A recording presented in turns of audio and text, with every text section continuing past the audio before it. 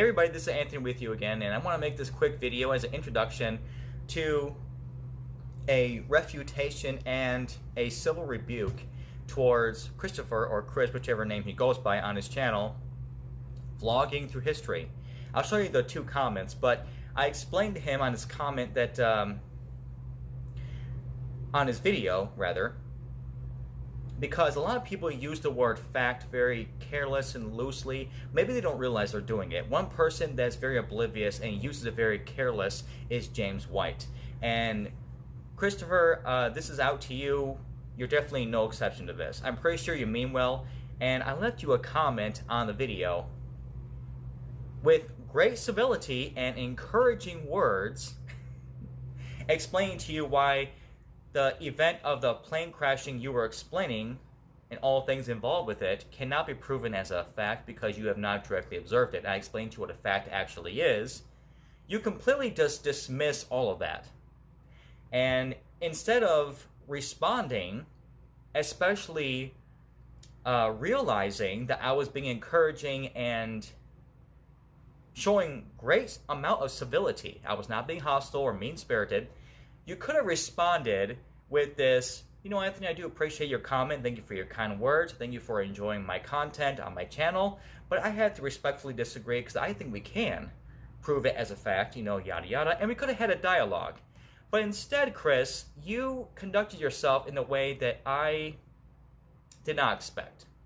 You profess to be a Christian and a pastor, and I expected better character from you in your response.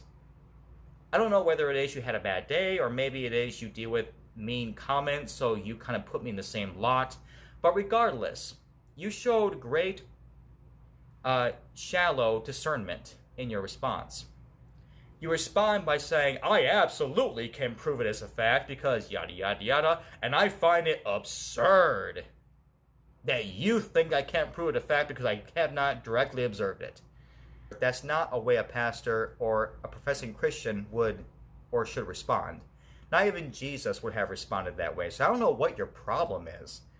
But I have shown no hostility toward you, so it was not necessary for you to blast me by saying, it's absurd. Grow up, Chris.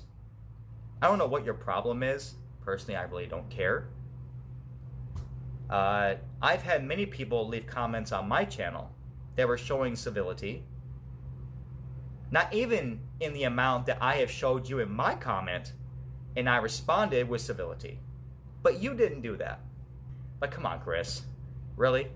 That's absurd. I absolutely can prove it as a fact. What is your problem? I don't know. But I expected better character from you and humility in your response. But you obviously did not do that. So because you failed to do that, I was not going to make a video, but now I'm going to make this one because people need to see how a professing Christian responds when someone tries to challenge them. Maybe you don't do that every time, but this is a direct observation that I can prove as fact. That you do tend to respond aggressively and inappropriately in your tone with how you respond to people. So, Chris, you need to grow up. Okay, you need to take a step back, show some more humility and civility when someone's sincerely trying to explain something instead of bombasting them by calling it absurd. Grow up, Chris.